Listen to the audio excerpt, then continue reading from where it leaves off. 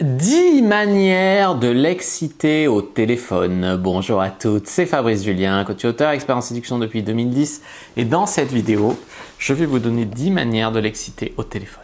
Mais avant de commencer, je vous offre un guide gratuit sur la séduction ainsi qu'une série de conseils gratuits eux aussi par email. Pour les recevoir, si vous êtes intéressé, c'est très simple. Cliquez sur le premier lien dans la description de la vidéo. Si vous êtes motivé, vous le trouverez. Abonnez-vous et activez la cloche parce que si vous ne le faites pas, YouTube ne vous préviendra pas à la sortie des prochaines vidéos et vous allez rater des pépites. Mettez un like pour me faire savoir que vous pensez que cette vidéo est utile et pour que j'en fasse d'autres comme ça ou sur ce thème-là. Si vous pensez que ce contenu est utile, partagez-le en public ou en privé, je comprendrai. Vous pouvez aussi me laisser un commentaire, je les lis tous et j'y répondrai avec grand plaisir. Alors la première manière de l'exciter avec votre téléphone, c'est tout simplement de ne pas utiliser votre téléphone pendant les rendez-vous.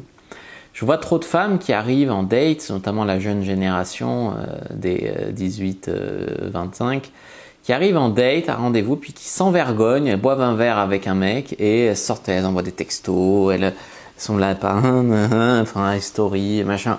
Quand tu es en date, le moindre respect, c'est d'être avec la personne. Alors si tu as un appel urgent à passer, je veux bien, mais textoter tes copines pendant que tu es à un premier rendez-vous, ça craint de ouf. Voilà.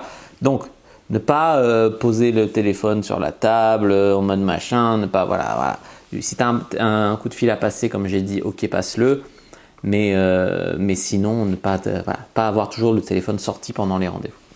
Numéro 2, deuxième manière d'exciter un homme avec ou sans son téléphone, vous l'avez compris, c'est de ne pas avoir les conversations super sérieuses dans la vie par texto. Il y a des conversations légères, fun, juste logistiques pour voir où on se retrouve. Ok, vous pouvez les avoir par texto. Les conversations profondes de où va notre couple, de tout ça, je vous conseille pas de les avoir par texto parce que le texto, notamment, c'est propice au malentendu, à l'interprétation. Il n'y a pas de langage corporel, il n'y a pas d'intonation. Des fois, ça remplace les mots par un truc que tu sais, le correcteur. Voilà. Moi, je vous conseille pas d'avoir les conversations hyper sérieuses par texto dans la vie. Numéro 3, je vous conseille de ne pas être toujours sur votre téléphone dans la vie en général. C'est un truc très excitant pour un homme parce qu'une femme qui est toujours sur son téléphone, c'est une femme qui typiquement n'a pas de vie, quoi. Je veux dire, quand tu fais du sport, quand tu travailles, quand tu vois tes potes, quand tu as des passions dans la vie, tu n'es pas H24 sur ton téléphone. C'est pas vrai. Je suis désolé. Il y a des femmes qui aimeraient le croire parce qu'elles aimeraient croire que ce sont des femmes passionnantes qui ont des passions, qui ont une vie remplie et qui sont tout le temps sur leur téléphone. Non, c'est pas vrai. Ça ne veut pas dire que vous devez jamais répondre à ces messages, mais ça veut dire que ça m'amène au point numéro 4, vous lui répondez quand vous le pouvez / voulez. C'est-à-dire que c'est pas parce qu'il vous... Je sais pas, des fois il y a des femmes par exemple, elles sont à la salle de sport, elles voient qu'elles reçoivent un texto, elles arrêtent le mouvement qu'elles sont en train de faire, elles répondent vite au mec et elles reprennent. Non, tu fais ta séance de sport, tu lui réponds après, tu vois.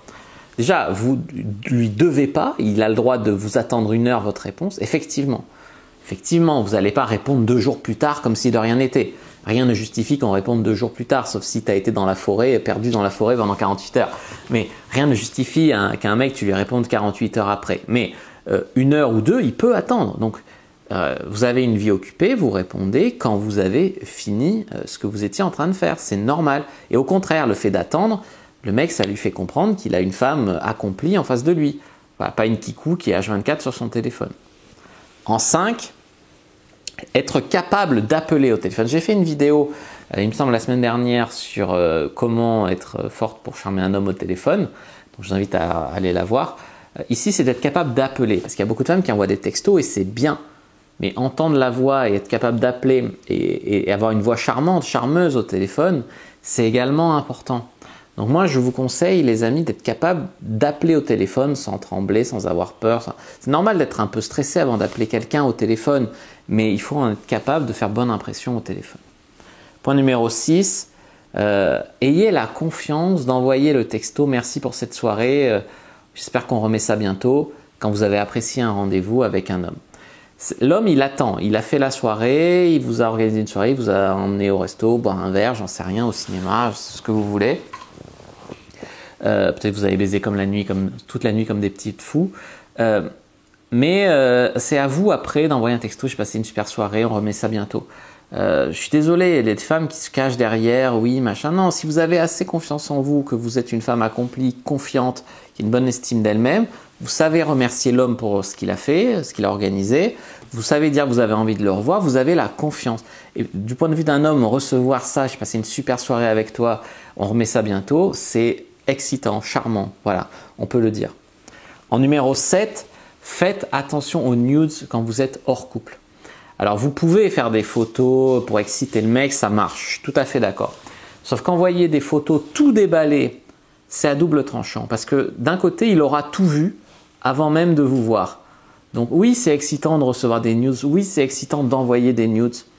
Maintenant, dans un couple, pas de problème. Vous avez la confiance du mec, que vous faites ça régulièrement, vous vous chauffez, ok. Dans la vie de tous les jours, vous pouvez envoyer de temps en temps une photo genre en sous-vêtements ou en cachant. Moi, je ne vous conseille pas d'envoyer une photo où on voit votre visage et votre corps tout nu ensemble. Déjà parce que ça se passe mal avec le mec, il pourrait l'utiliser contre vous. Le revenge porn, ça existe. Donc faites attention aux nudes hors couple et surtout réfléchissez à est-ce que vous voulez tout déballer avant de le faire en vrai avec lui. Parce que c'est bien aussi en vrai dans la vie de découvrir un corps qu'on n'a pas déjà vu avant en photo, en ci, en ça, tu vois. 8. Utilisez le smiley bisou, l'émoticône bisou. Pourquoi utiliser ça? Eh bien parce que ça vous évite de paraître trop froide. Voilà, alors vous allez dire oui, je ne veux pas paraître trop chaude, mais c'est pas grave, c'est chaleureuse, tu vois. Rien que rajouter le smiley bisou à la fin d'un texto, c'est le mec qui s'imagine que tu lui fais un bisou, quoi. Après, c'est libre d'interpréter. Est-ce que c'est une bise? Est-ce que c'est sur la bouche? Est-ce que c'est... Faites confiance au mec pour interpréter. Donc, usez et abusez de l'émoticône bisou. Numéro 9, utilisez les notes vocales. Alors ça, c'est un truc, les vocales là qu'on s'envoie, les vocaux, c'est un truc un petit peu nouveau sur Messenger, sur WhatsApp. Mais j'avoue que c'est efficace. C'est un peu comme oser appeler au téléphone. Oser envoyer une note vocale avec une voix un petit peu charmeuse, c'est super cool. Et en 10, être la même en vrai et par texto. Ça marche dans les deux sens. C'est-à-dire que si vous êtes super au rendez-vous et qu'après vous êtes bizarre, froide, distante par texto, le mec, ça va le calmer. Si au contraire vous êtes super par texto, etc., et puis quand il vous rencontre, vous êtes fermé, froide, par texto vous parliez de sexe, mais en vrai vous en parlez plus, voilà, ça casse la dynamique. Donc il s'agit d'avoir une cohérence. Je comprends que les textos, c'est une manière de surmonter sa timidité pour dire des choses qu'on n'oserait pas forcément dire avant, mais il faut quand même qu'il y ait de la cohérence, tu vois. Genre la fille qui déballe sa vie sexuelle par texto et quand tu lui parles en vrai, elle est là en mode « Non, mais on parle pas de sexe, hein. C'est pas cohérent, tu vois ». Donc il faut qu'il y ait de la cohérence entre les deux et si possible de la cohérence chaleureuse, qui va dans le bon sens pour la séduction. Pas de la cohérence en mode je suis toujours en résistance, je suis toujours froide, je suis toujours distante, je mets toujours des limites, des barrières, des trucs. Voilà. Il faut en mettre des fois, ça dépend avec qui, mais il faut aussi faire avancer la séduction dans le bon sens. Voilà les amis pour ces 10 conseils pour exciter un homme avec ou sans d'ailleurs on a vu votre téléphone. J'espère que cette vidéo vous a plu, n'hésitez pas à me faire des retours dans les commentaires. Moi je vous dis à bientôt, regardez d'autres vidéos qui s'affichent à l'écran et que le dieu de la séduction soit avec vous les amis.